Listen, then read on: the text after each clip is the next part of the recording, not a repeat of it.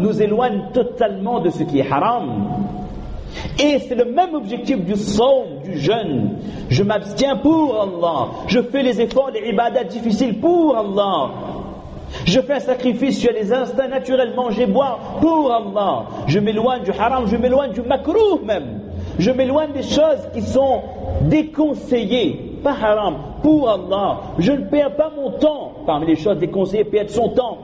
Twitter, Facebook, MSN, passer l'intégralité de ses nuits sur Internet, etc., etc. Je ne le fais pas de Ramadan pour Allah, parce que ce temps, c'est un amana, c'est un dépôt. Les personnes qui sont sous terre auraient donné l'intégralité de leur héritage pour obtenir 5 minutes de plus, pour faire le dhikrullah, pour faire le dua, pour faire l'adoration d'Allah Azza wa Jal. Donc, mes chers frères et sœurs, l'objectif de tous les ibadas, c'est de ramener le mu'min vers Allah, mais on a besoin de dépasser le stade de jurisprudence, le stade de fiqh, le stade d'accomplir le ibadah pour le ibadah. Il faut comprendre qu'est-ce qu'Allah attend de nous dans chaque adoration. Quand on fait dua au moment de rompre le jeûne, le dua c'est pas juste Allahumma tassalam kassan tabaraka comme regarde si tu n'as point un tweet, regarde si tu n'as point un POC, regarde si tu n'as pas une notification, l'imam fait dua et tout. On est là avec tous les musallis, mais le cœur est loin de là. C'est pas ça le dua. Le dua, c'est que le mu'min, quand il lève ses mains, qu'on lève les mains ou qu'on ne lève pas les mains, peu importe. Quand on fait le dua, il y a deux intervenants. Il y a celui qui demande, et là c'est respectueux, il y a l'autre intervenant, il y a Allah Akbar al-Bari Azza wa Jal au-dessus de nous. Moi, je suis rien. Je suis makhlouq, créature. Je ne peux rien faire. Au-dessus de moi, il y a Khaliq, créateur, celui qui prend les décisions, celui qui m'a donné la vie, qui m'a donné la santé, qui me permet quand je descends de ce mimbar, je marche avec mes pieds, bi'idhnillah. Je ne suis pas sur une chaise roulante, j'ai pas tel problème, telle épreuve, qui décide de mon rizq, de ma subsistance, celui qui même si je fais des erreurs m'accorde mon rizq, celui qui prend la décision quel ange de la mort vient prendre mon âme, ange de la mort sous l'aspect de rahma ou de adab, celui qui décide dans ma tombe quelle sera ma situation, celui qui décide le jour des comptes, je suis avec les anbiya, les siddiqin, les shuhada, les salihin, ou avec Qarun, Haman et tous les grands pécheurs de la Ummah. Est-ce que je suis avec les sahaba ou avec les pécheurs, les foussaq, avec les personnes qui imitaient d'autres peuples? Celui qui décide comment celui-là il reçoit son livret de compte, comment est-ce qu'il passe devant le mizan, la balance, comment est-ce qu'il traverse le sirat et où il va? Est-ce qu'il traverse le sirat, il va de la Jannah, ou je décide qu'il tombe et qu'il va dans l'enfer? Quand je demande dua, je m'imagine que quand j'invoque Allah, j'invoque celui qui prend les décisions de ce dunya de akhira. Je demande à Malik de quoi? Malik yawmiddin, Rabbul Alamin. Et que quand je demande dua, je suis persuadé qu'Allah exauce de la manière qu'il veut exaucer, mais que quand je demande, je suis tout petit, je ne suis rien du tout. Quand le prophète il décrit que ce dunya par rapport au premier ciel, c'est comme quelqu'un qui prend une bague, ou il le jette fi ardin falah, un terrain vague, et dit ça, cette petite bague que vous jetez dans un grand champ, on va adapter avec nos métaphores aussi, local, quand vous prenez une bague jetée d'un champ canne, ça représente quoi? Incomparable, un milliardième. Elle dit ça c'est le dunya, la terre, tout ce qu'on voit, le système solaire, par rapport au ciel, au premier ciel du dunya.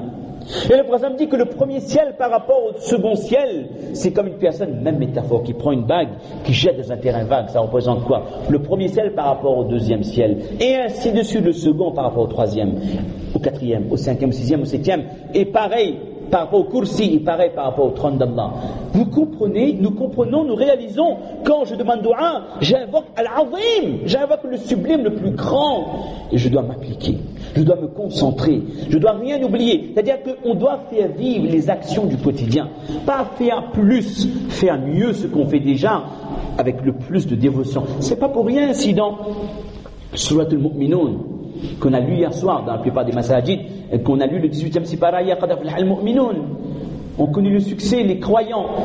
Et le prophète m'a dit, parmi ses 11 révélations, il dit que le prophète Umar ibn al-Khattab dit que le prophète a reçu ces versets, il est resté silencieux pendant quelque temps, il s'est orienté vers la Qibla, il a demandé de longues invocations à Allah Azza wa Jal, ensuite il s'est retourné vers vous, il a dit qu'Allah Ta'ala m'a révélé 10 versets. Man qama bihinna dakhala al-jannah, celui qui les met en pratique dans sa vie, c'est un homme du paradis. Et le prophète a cité les versets qu'Allah lui a révélé. La première qualité requise, c'est quoi? Qad aflaha al-mu'minun, qui alladhina hum fi salatihim khashi'un. Dévotion dans la salat. Dévotion, c'est une relation directe entre mon cœur et mon Créateur. C'est-à-dire que tout se joue dans ce cœur, dans ma relation avec Allah. Donc si on peut se fixer un objectif de ce mois de Ramadan, mes chers frères, c'est pas essayer de faire plus de khatam, pas essayer de faire plus de, mais essayer de faire bien, de bien faire, de se concentrer, d'ouvrir des livres, de demander nos savants, d'essayer de comprendre le sens de chaque ibadah, de s'appliquer, de ressentir le azamatullah, de ressentir la grandeur d'Allah, que dans mon sijda, Allahu Akbar, je m'imagine quelle chance que j'ai de me prosterner devant Allah Azza wa Jal. Comme on le rappelait, il y a des gens qui, depuis leur création jusqu'à leur mort, ils ne se prosterneront pas une fois devant Allah. Parce qu'Allah n'a pas écrit pour eux la foi. Mais quelle vie! Quel intérêt, Allahu Akbar, quel passage de ce dunya, si quelqu'un ne peut pas faire un sijda devant Allah. Et nous, quelle chance Allah nous a accordé avec la foi depuis notre naissance, pour la foi acquise durant notre vécu, de notre vie, qu'Allah nous permet de nous prosterner devant lui. Donc on prenne considération de chaque position de la salat et qu'on arrive à vivre ces a'mal et à se rapprocher d'Allah par le biais de ces a'mal. On va être un peu plus, on va accélérer, il y avait d'autres choses à dire, mais on va essayer de terminer, Inch'Allah, avant 2h30. Les ulama disent également que, comme on a dit, le plus important, c'est de comprendre la religion.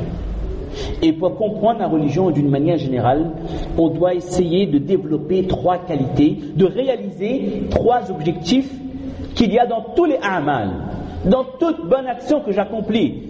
Quand je vais lapider les stèles Jamarat, quand je fais dua Yom Arafat, ou quand je mets mon pied droit dans ma chaussure avant le pied gauche, qui reste un ibadah, parce que c'est une mise en pratique d'une tradition propre de Sunnah Nabi alayhi salatu wassalam. Dans chaque ibadah, dans chaque acte d'adoration, je dois comprendre qu'il y a 3 objectifs. C'est pas que je le fais machinalement, non. Je le fais machinalement, je serai récompensé, mais j'avance pas comme ça. J'avance à partir du moment où je comprends que dans chaque acte d'adoration, je recherche premièrement taqwa Allah. Comme le Ramadan, je recherche la crainte d'Allah. Je fais en sorte que cet acte d'adoration me permet de développer la présence d'Allah dans mon cœur, la crainte d'Allah, et d'arriver au plus haut degré. Le summum de la foi, c'est al-ihsan. An ta'budallaha ka'annaka tarah. Que quand le mu'min fait sa salat, quand le mu'min fait n'importe quelle ibadah, c'est exactement comme si qu'il est devant Allah. Il est convaincu qu'Allah est en train de le regarder. Et donc, quand il fera face à un péché, il aura ce même reflet. Il sait qu'Allah m'observe. Comment est-ce qu'il va faire un péché?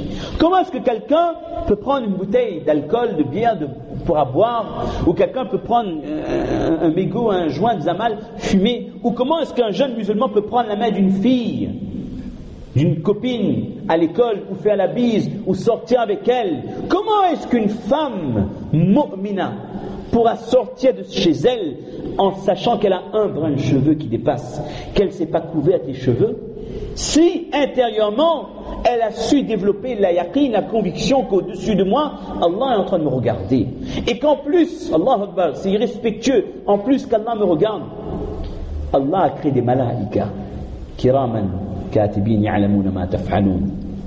Ces anges ils inscrivent tout, et que ce que j'ai fait et ce que j'ai pas fait, ce que j'ai fait de bien, ce que j'ai fait de mal, et ce que j'ai pas fait comme bonne action, at-takasul, la paresse face aux bonnes actions, les malaïkas l'inscrivent. Et le jour des comptes, tout ça me sera présenté. Celui qui arrive à comprendre que je dois développer la crainte d'Allah dans mes a'mal, il deviendra le meilleur des abid, le meilleur des adorateurs d'Allah Azza wa Jal, parce qu'il a compris, je veux quoi moi de mes a'mal.